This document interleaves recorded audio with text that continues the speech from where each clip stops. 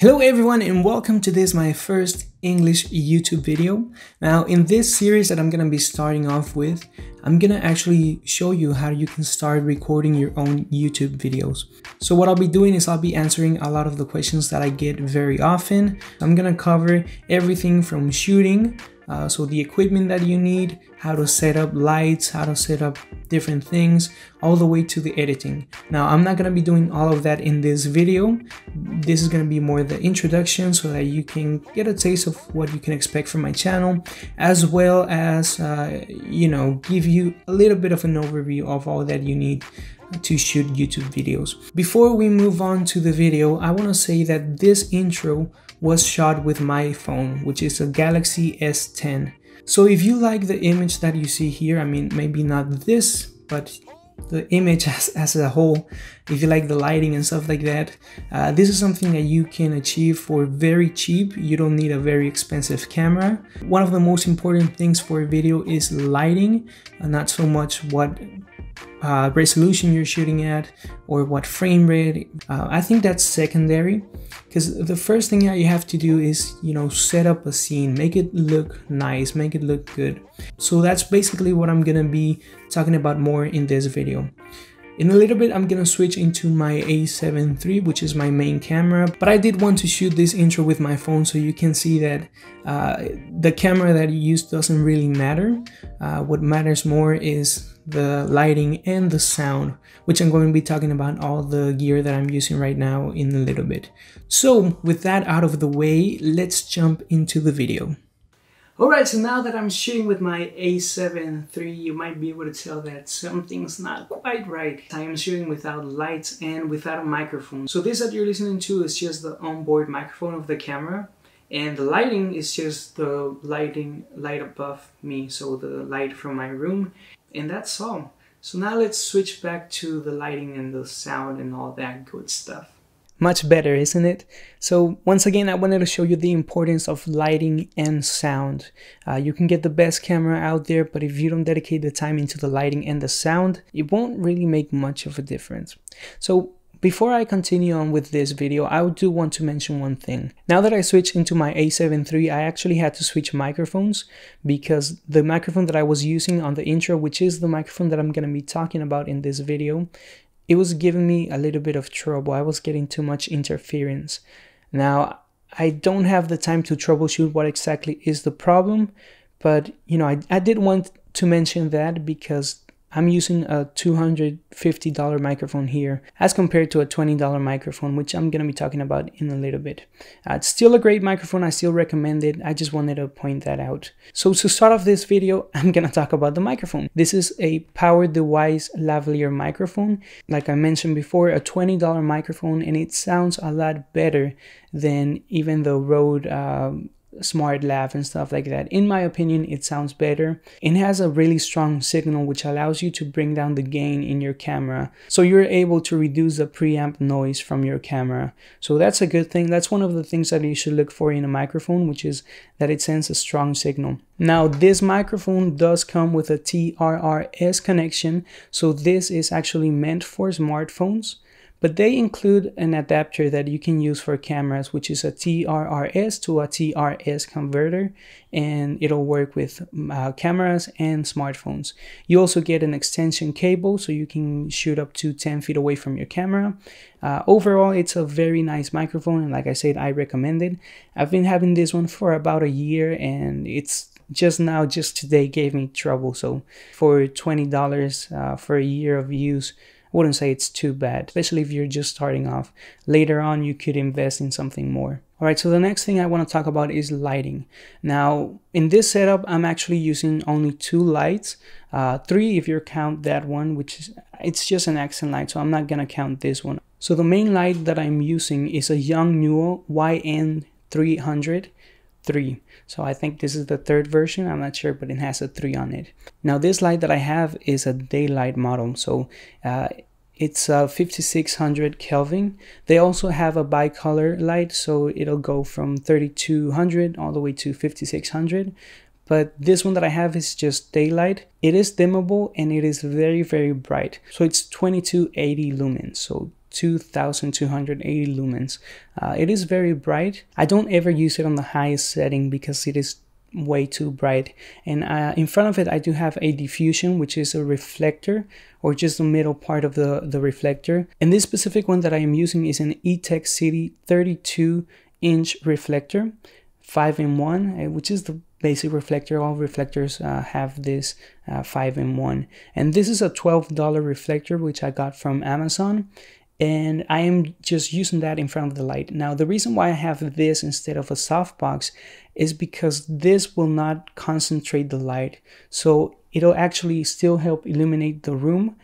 Instead of with the softbox, it'll make the background darker, and I don't really like that. I like to have a brighter scene, brighter room, especially since the walls here are dark, so that really helps out with that. That's just a preference thing. You could just use a softbox and get that concentration of light, but I personally, in this room, in this setup that I have, I like getting that bounce light and illuminating more than just me.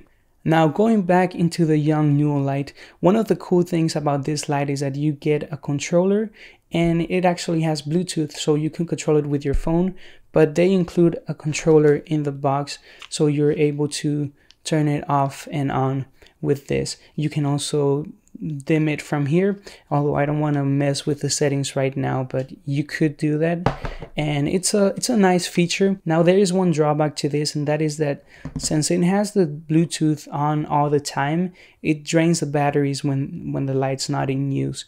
So what you would do if you're shooting out events or something, I would recommend that you take out the battery, and that'll help you save on the energy of the batteries. Now here to my left side, I have a Ville L116T. This is a $32 bicolor dimmable light. So this goes from 3300 Kelvin all the way to 5600 Kelvin. And this is a 987 lumen light. It is not as bright as the one that I have here in front, but it's still a very good light, and this one is cheaper. The reason why I got it is because it's bicolor, so I'm able to get, like right now I have an accent which is more of a yellowish tone, and then here the daylight, which is a cool tone, and that gives a little bit more of a highlight. It accents more the light. So if I turn it off, you'll be able to see the difference that it makes. It might not be a huge difference, but you know, it takes it up just a little bit so that you can create that separation between me and the background. Once again, it's a preference thing. If you might like it, you might not. Now I'm gonna turn it on the daylight so that you can see how that looks. So now we're on the daylight. This is at 5600 Kelvin. And so these two lights should be about the same color. I mean, there might be a little bit of a variation given that they are different lights, different brands and stuff like that. But for the most part, they should be very much the same color. And that's pretty much all that this light does. It is also dimmable, like I said, just like this one. But this one doesn't have all the cool features like the controller and the Bluetooth. But it's still a very good light. Sometimes I'll just use that light instead of this one. It depends on the lighting conditions and what exactly I want to do with it.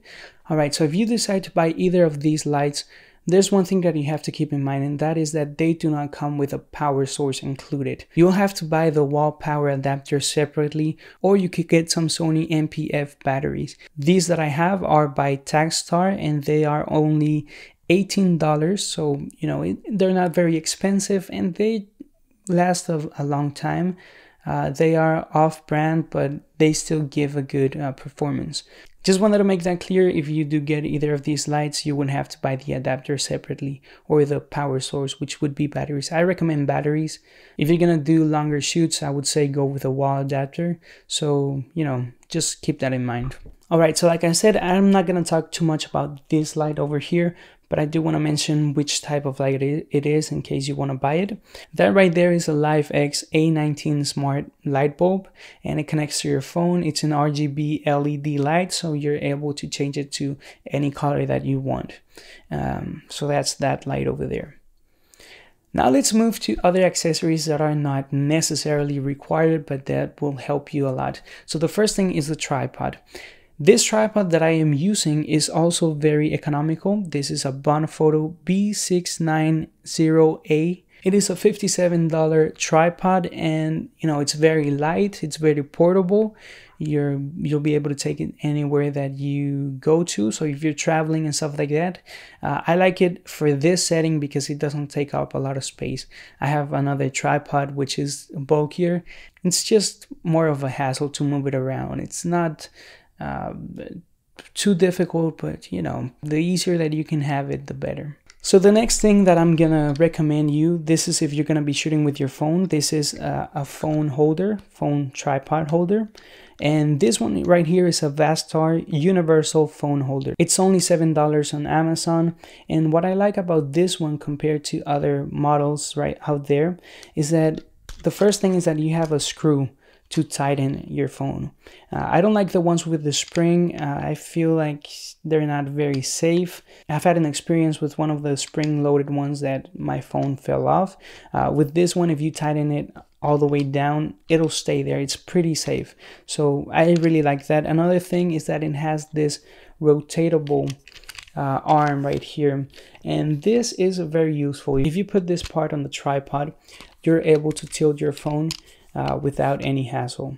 But another thing that I like with this is that if you put this adapter that I have here, a hot shoe or a cold shoe adapter, you can mount a microphone in here, a light. You can get that flexibility that you don't have with other adapters. So that's something that's really neat about this specific phone holder. All right, so the last thing that I'm gonna recommend, the last thing in my setup, it's the reflector stand. This one that I have here is a $27 stand, and it has a boom arm, so you're able to put it in any position that you want. So as you can see here, I have the light right on top of the camera, and I have the reflector stand a little bit to the side and over the camera at an angle. So that helps a little bit with softening the light just a little bit more.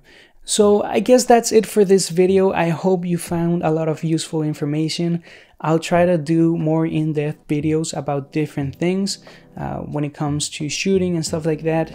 I'm working on a review for this microphone, so I'll be posting that soon. And just let me know in the comments what's something that you want to know about. And it doesn't have to be specifically for shooting YouTube videos. It could be for any type of video work or also photography. I'll be posting more content in English soon, so stay tuned for that. So that's it for this video. I hope you guys liked the information. Be sure to leave a like if you did, comment, subscribe if you haven't, and that's it. And see you on the next one.